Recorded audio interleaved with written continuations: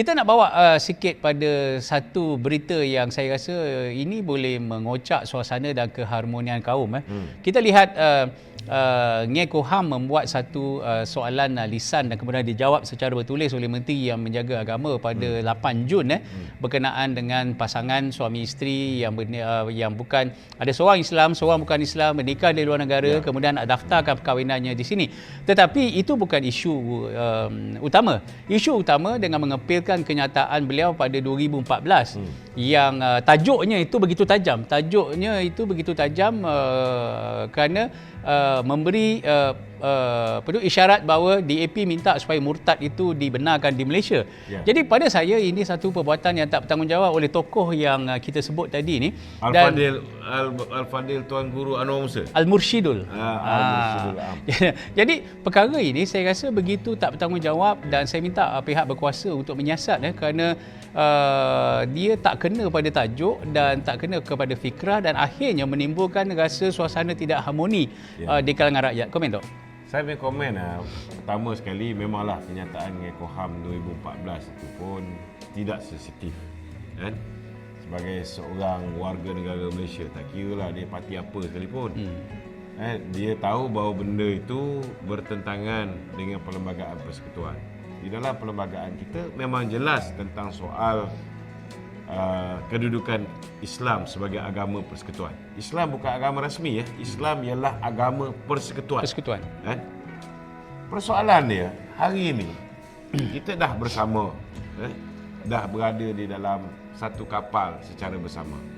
Kita pun sedang berhadapan dengan pilihan raya di 6 buah negeri ni dalam masa terdekat. Apa kejadahnya dia nak bangkitkan isu benda ni? Ngeh Koham ni bukan kecil anak. Seorang yang dari segi kewangan dia mampulah untuk hire para penyelidik, researcher untuk kaji.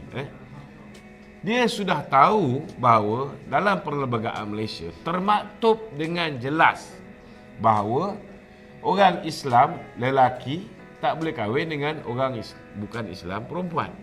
Orang Islam perempuan juga tidak boleh berkahwin dengan orang bukan Islam lelaki. Tidak dibenarkan sebarang upacara perkahwinan antara Islam dengan bukan Islam dalam negara ni. Itu mutamat. Dan tak boleh didaftarkan. Tak boleh didaftarkan. Kita sama-sama Islam mendaftar di luar negara pun, contohnya kahwin kat Siam ke, balik pun kena masuk mahkamah. Tapi kalau Islam bersama Islam, mungkin selepas didenda dan sebagainya dia boleh dapat surat nikah. Tetapi agama Islam jelas mengatakan bahawa kita tak boleh. Orang Islam tak boleh kahwin dengan bukan Islam selagi yang bukan Islam itu tidak convert dan masuk agama Islam.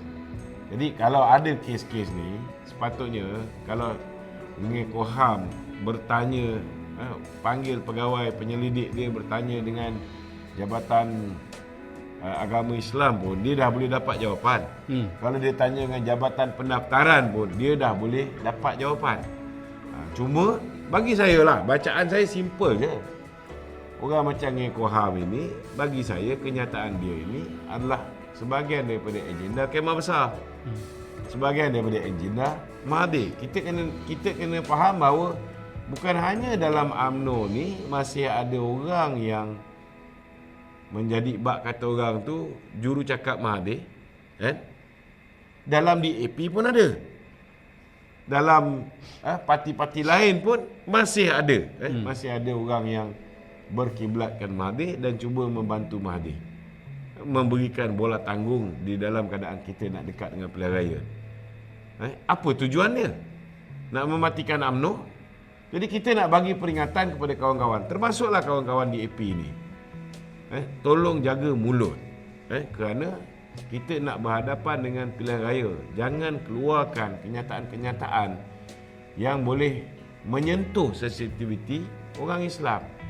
Dan itu juga kalau kita pun boleh nasihat kawan kita dalam UMNO, kadang-kadang kita bertekak juga dengan kawan-kawan kita dalam UMNO yang mengeluarkan kenyataan-kenyataan bodoh ni.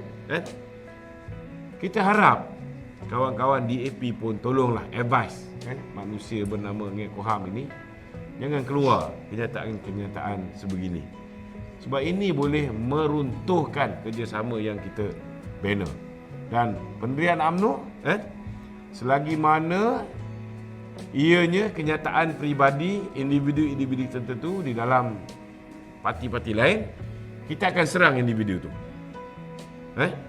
Tetapi kalau ianya sudah menjadi agenda parti itu, tidak menghormati kedudukan Islam sebagai agama persekutuan, kedudukan hak istimewa Melayu, tidak menghormati kedudukan bahasa Melayu sebagai bahasa kebangsaan, tidak menghormati raja-raja Melayu, maka mereka melanggar apa yang telah mereka persetujui. Kalau ini berlaku, kita tidak akan tergagak-gagak untuk menarik diri daripada sebarang bentuk kerjasama dengan mereka. Ini jelas. Pendirian UMNO jelas bab ni. Mereka dah pun memberikan persetujuan untuk menghormati apa yang terkandung di dalam perlembagaan persekutuan. Baik. Okey. Satu perkara lagi tu, bila kita tengok sebelum bermula Perhimpunan Agung UMNO, ramai yang mengambil kesempatan membuat satu naratif bahawa Datuk Seri Najib tidak merestui hubungan di antara UMNO dengan DAP, dan mereka menggunakan naratif bahawa kalau tak nak bebaskan Datuk Seri Najib, nanti sokongan akan beralih kepada Perikatan Nasional. Dan ada juga yang lebih ekstrim, mereka mengatakan bahawa kalau nak bebaskan Datuk Najib, undilah Perikatan Nasional.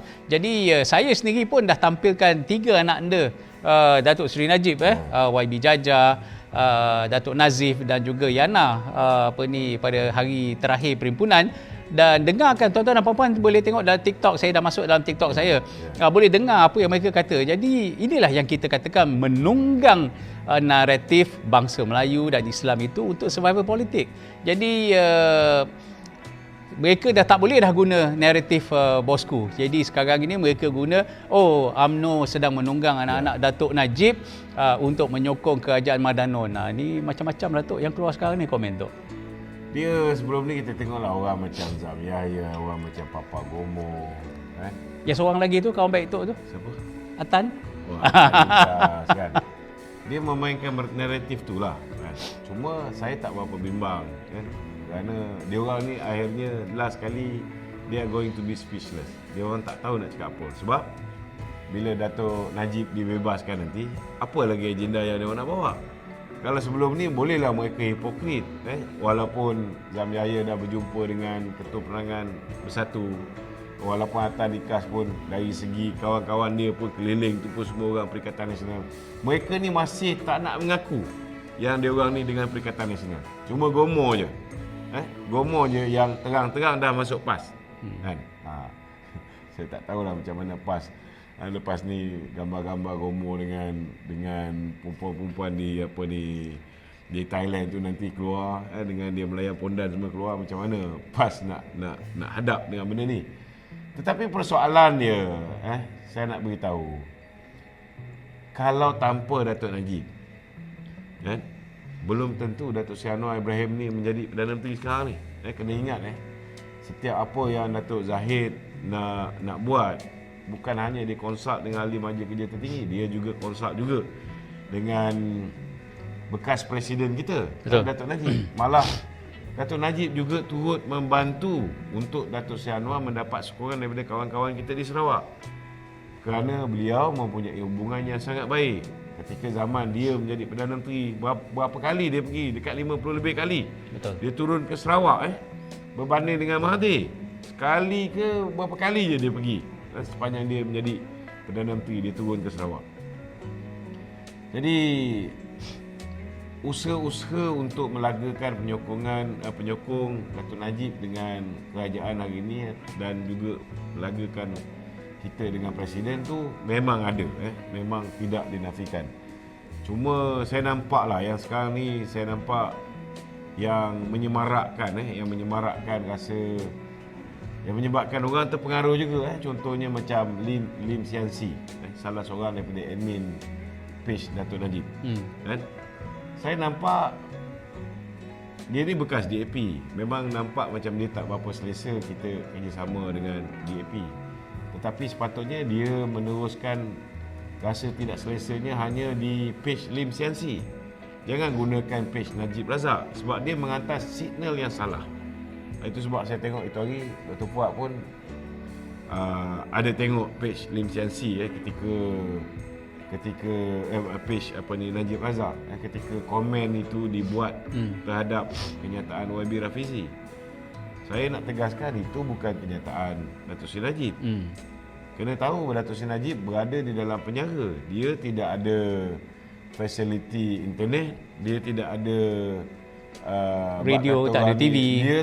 Dia tak boleh nak apa ni, bukan macam orang biasa dia boleh buat komen dan sebagainya. So admin page Najib Razak ni pun sepatutnya lebih bertanggungjawab. Jangan jadikan hal peribadi dia tu dia masuk dalam page Najib Razak.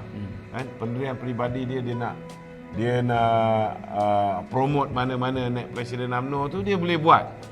Tetapi berlaku adil lah kan. Berlaku adil sebab bila dia promote satu naik Presiden UMNO, naik presiden yang lain dia tak promote. Timbalan presiden dia tak promote, presiden pun dia tak promote. Kita boleh nampak lah ada agenda di situ. So benda-benda macam ni kena careful lah. Kita harap mungkin family Datuk Seri Najib boleh nasihat sikit lah. Saudara Eric ataupun Lim Sian Si ni jangan mengeluarkan kenyataan-kenyataan yang boleh membuat orang menyangkakan bahawa Datuk Seri Najib tidak bersama dengan kerajaan perpaduan ini. Ini satu perkara yang bagi saya sangat tak betul lah, sangat tidak bertanggungjawab. Betul. Jadi Datuk Seri Presiden kita, Datuk Seri Dr. Ahmad Zahid Hamidi juga telah berkongsi pengalaman beliau. Baru-baru ini beliau bersama dengan Datuk Seri Najib di penjara dan banyak perkara yang dibincangkan. Dan ini sekaligus menutup mulut kesemua yang nak menjadikan Datuk Najib ini sebagai scapegoat untuk mereka menyampaikan naratif politik. Jadi tuan-tuan dan puan-puan, kita bersimpati dengan apa yang telah dilalui oleh Datuk Seri Najib. Jadi menggunakan nama beliau di sebalik tirai besi pada saya tidak adil. Tidak adil. Kalau nak berjuang, buatlah macam apa yang UMNO buat. Kita buat ikut saluran yang betul, kita perjuangkan kerana proses mahkamah telah pun selesai. Yang ada hanyalah tertakluk kepada budi bicara Duli Yang Maha Mulia Seri Paduka Baginda Yang di-Pertuan Agong. Jadi kita ikutlah saluran yang ada kerana UMNO ini bukan parti jalanan yang tak tahu adab dan tak tahu peraturan.